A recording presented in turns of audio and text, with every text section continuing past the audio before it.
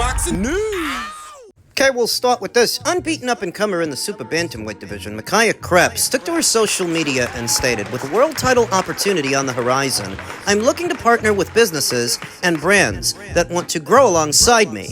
During this pivotal moment in my career, sponsors will receive meaningful exposure while directly supporting my journey as I prepare for my next fight. I'm offering gold, silver, and bronze sponsorship packages, with each tier providing its own unique incentives and benefits. If you, or someone you know, are interested in becoming an official Team Kreps sponsor, send a message with your email, and full details will be sent. I look forward to building strong partnerships as I step into the most important year of my boxing career. Micaia Kreps is currently ranked at number 1 with not just one, but 2 separate sanctioning bodies. She's ranked at number 1 via the IBF and also ranked at number 1 via the WBO. Now, which path specifically she's going down, I'm not sure. But what we do know is those are 2 of the more stringent, strict sanctioning bodies that like to order their mandatories in a timely fashion. Micaia would be the mandatory challenger for whoever wins the Scotney versus Flores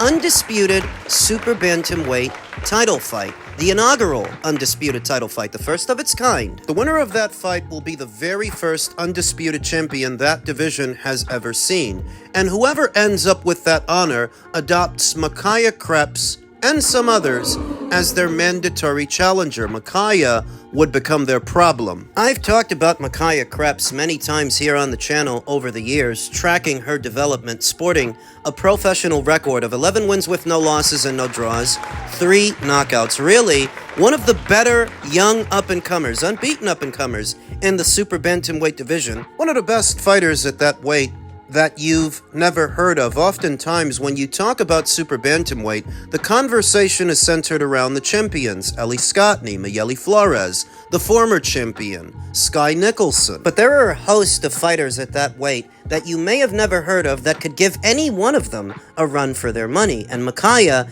is just such a fighter, who was last in action in October of last year opposite the ring Juliana Basualdo, who she decisioned over 8 rounds. Before that, she saw action in April against Danielle Bennett, who she decisioned over 10 rounds. She saw action 2 times last year and 2 times the year before that, and 2 times the year before that. For a fighter who's not with a major promotional outfit, her handlers do a very good job of keeping her active and on a regular schedule of fights. Based out of Niagara Falls, she's been quietly amassing a very strong resume with wins over a former champion in Mayerline Rivas in 2024 and an amateur standout in Southpaw, Melissa Parker. The stylistic differences between those fighters. Mayerline Rivas likes to make herself a moving target. She's the kind of fighter that you have to go out there and find, go out there and chase. Micaia was able to. With Melissa Parker, she's different. She's aggressive,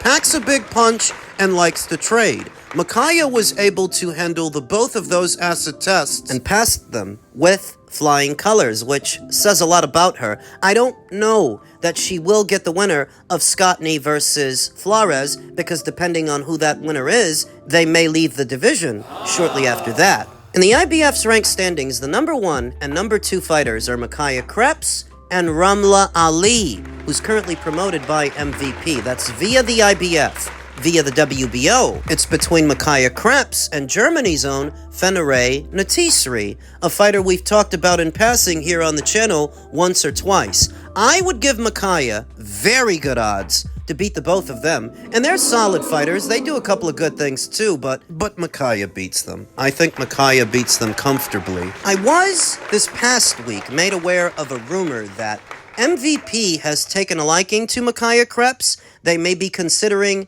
bringing her over. The Ramla Ali fight would be the ideal fight for her to showcase what she can do. Sort of a rehearsal, an audition. If you can go all the way, you've got to show it. If you've got it in you. We'll see if she does when the time comes. In men's junior middleweight news, Hearn on Ennis versus Ortiz talks. Sooner or later, we have to make another move. It's been 2 months since Virgil Ortiz and Jaron Ennis lit a match to their much-anticipated showdown by facing off in the middle of the ring and agreeing that they need to fight next. After a prolonged negotiation period, however, Ortiz versus Ennis could end up in flames. Matchroom Boxing head Eddie Hearn faced the media Thursday in New York for the first time in nearly 2 weeks to provide updates on the junior middleweight matchup that seems to have a lack of momentum towards getting a deal done.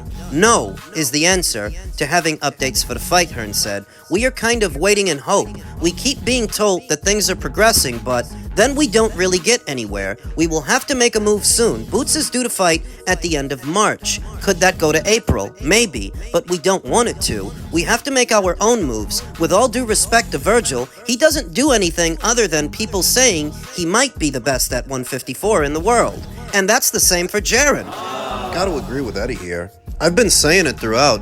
I don't think this fight is as big as some people are making it out to be. It can be bigger, though, because DAZN wants it now and there's pressure to do it. And I understand them putting pressure on the promotional outfits they give a budget. If they want a certain fight, that fight should get made. The issue is the Ortiz side.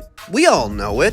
Rick Merrigan and Virgil and his team are dragging their feet because they want a dollar amount that maybe doesn't make sense for this fight. A dollar amount more akin to what Turkey initially offered them for the fight, except that Turkey's not involved this time. Eddie Hearn continued, that's why the fight makes so much sense, because of the best facing the best. It's not like Ortiz is the champion, and we have to sing to his tune. We're being as courteous as we can, but sooner or later, we're gonna have to make another move. It will be a very sad day for boxing if Virgil doesn't take the fight, because everyone knows that's the best fight that can be made in American boxing right now. What do I always tell you about American boxers and American boxing? If you're talking about American boxing, you're essentially talking about a fight that isn't happening and why it isn't happening. Ortiz of Grand Prairie, Texas last fought November 8th when he knocked out Erickson Lubin in the second round. Philly's Ennis, the former ring, IBF and WBA welterweight champion, last fought October 11th. He scored a first-round knockout during his junior middleweight debut against Usman Lima. Ortiz is rated number 1 by the ring at 154, and Ennis is ranked at number 6. Hearn said that Ennis could eventually move on to face Josh Kelly if the Brit beats IBF champion Bakram Murtazaliev on January 31st in Newcastle, England. See? What did I tell you? What did I tell you? They didn't get all wrapped up in that jackpot between Josh Kelly and Bakram Murtazaliev for no reason. They got involved because they're hoping to put the winner in the ring with Jaron Ennis, seemingly provided that the winner is Josh Kelly. But what if it's not Josh? What if it's Bakram? Josh Kelly can win that fight, Hearn said. And if he wins that fight, we already have an agreement in place for him to fight Boots Ennis. Let me start off by saying that if the fight between Boots and Virgil falls apart, it's a bad look for the both of them, since neither fighter is really living up to their respective hype. Boots, supposed to be the second coming of Sugar Ray Robinson, and Virgil, who's been living off of his potential, since he was campaigning as a welterweight, but that potential has yet to materialize, yet to result in an alphabet title, a full title. He's been interim champion for over a year now. He's put no pressure on the full champion, Sebastian Fundora, and if things fall apart with Boots, you have to start to wonder, what the fuck are they doing for this kid? Like, what? What is the direction of his career? I don't get the impression that he would immediately segue into a Sebastian Fundora fight if things don't work out with Boots, because the story is Sebastian is set to reschedule his fight with Keith Thurman, making him unavailable. And forget about Xander. If Xander beats Abbas Baru at the end of this month and procures not 1, but 2 alphabet titles, he's not gonna go for Rick Merrigan's bullshit. You'd think that he beat you guys to an alphabet title, then potentially added another to his collection so that you can dictate to him what he's gonna make and where the fight is gonna be, so that Virgil could be the A-side over him. I don't think so. And how is this going to make the people at DAZN feel about their relationship with Golden Boy? Rumor has it that the deal between Golden Boy and DAZN is set to end this summer. If you can't deliver them a fight that they want you to deliver, then why should they keep giving you a budget? What value are you bringing to the platform? Their ace in the hole is supposed to be Ryan Garcia, who we all know has a strained relationship with Oscar and the people at Golden Boy, that if he could jump ship, he would. And that's their golden goose, their top draw. That fucking train wreck. Everybody else is just the background character. Zerto is tantamount to Yamcha. Who's Virgil? Krillin? Not a good look for Golden Boy Promotions if they fail to deliver on what is supposed to be this super fight, it wouldn't reflect well for Boots either, but the saving grace for Boots and Matchroom is they already have a plan in place. Josh Kelly. I just wonder, if Bakram Murtazaliev joshes his Kelly, do they stay on course? Do they still fight for the IBF title? As there are no world titles of opportunity at 154. There are no vacant titles to pick up. You want a belt, you gotta go through somebody. Josh Kelly's supposed to be the one they signed. Up until recently, he was promoted by Vazerman. Bakram is promoted by Main Events, if you even want to call that promotion. A few weeks ago, upon the announcement of their fight, it was reported that Josh Kelly entered a new deal with Matchroom. I wonder if he loses and Bakram beats him, do they have options on Bakram? Because in this situation, Bakram would be the ideal opponent for Boots Ennis to prove himself and live up to the hype. If you're who you say you are, you should be able to beat this inbred Russian. I don't want to hear that shit, man. I do not. We can blame Virgil all day till we're blue in the face. Virgil and his manager for the fight's collapse. But in the end, you still have to do something. You're still in the hot seat, buddy, and on a lot of people's shit list. What, you're okay to fight for the IBF title if it's a light-punching Josh Kelly, but if it's Bakram, you don't want to do it? Bullshit. That's fucking bullshit. Bullshit. DAZN as a platform costs too much fucking money for us to have to subscribe and pay our hard-earned dollars to see Boots take it easy, to see Virgil take it easy, that if you couldn't make the fight between them, can we at least get a Murtazaliev fight? Something's gotta give. World-class boxing shouldn't cost an arm and a leg to watch. I mean, at the height of boxing's popularity, when it was a much bigger sport then than it is now, it was a lot more accessible. And for what we're paying for access to DAZN and their content, you should be able to deliver.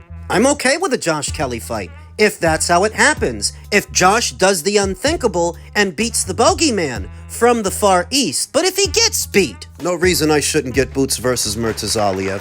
No fucking reason whatsoever. Is it risky? Of course it's risky, but that's what we pay to see. We pay to see the risky fights. Nothing ventured, nothing gained. We'll see what happens at the end of the month, because I don't think we're gonna get the Ortiz fight. And I've been saying that throughout. In spite of all the encouraging talks and positive news, I figured that fight ain't gonna be next. It's just not how things happen when American boxers are involved. In men's heavyweight news, you may have heard, until you heard it from AJ, don't believe it. Eddie Hearn says no decision has been made on Anthony Joshua's future. Matchroom promoter Eddie Hearn just spoke with Fight Hub TV to talk about Anthony Joshua surviving a car wreck that killed two of his close friends and teammates, and follow-up reports about Joshua potentially retiring. Hearn says there have been absolutely no talks on what Joshua will do going forward, and that right now, he just needs time to get himself together. I think all this started last week when it was reported that Anthony Joshua's uncle spoke with Anthony, and that's who got the word that Anthony would be hanging the gloves up. I think we live in a world today where everyone feels like they deserve to know how he's feeling and what's next, Hearn said. I'm getting calls every day from media like, can you give us an update on his career? It's like, are you serious? Right now, probably, while still needs strength around him, right now, he should be left alone to recover physically and emotionally and spiritually. Anything you hear about his career, until you hear it from AJ, don't believe it. Hearn was then asked about the physical damage done to AJ, who was reported to have only sustained minor injuries in the crash. Unfortunately, it was a terrible accident, tragic injury, and it'll take a little bit of time to recover physically, Hearn said. I think more will come out on that when Anthony's prepared to share it. For me, I find it a little bit disrespectful to even, I know it's my job, to speak on his behalf sometimes, but this is not boxing. You know, this is life, and this is unfortunately the very, very sad side of life.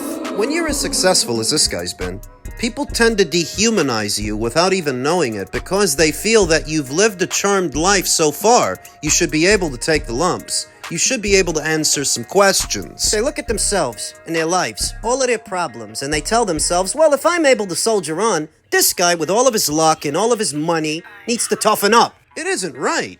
But that's what people do. They tend to dehumanize the very successful public figures, living their lives out in the public eye. They expect you to share everything, and something that was shared earlier this week by another combat sports athlete in Kamaru Usman of MMA. He actually had video correspondence with Anthony Joshua shortly after the crash, and he uploaded a video of that video to his social media, which, in hindsight, was rather insensitive. To that, he's issued out an official apology, saying, "After seeing what's being written, it's quite heartbreaking. Being on camera that whole day in preparation for the AKO show, it completely slipped my mind that my conversation was recorded. I realized after and asked about it. I take full responsibility for not properly watching the video that was released and keeping my private conversation with my brother AJ private, shaking my head. That's a big L on me. That's not something I would ever do to a friend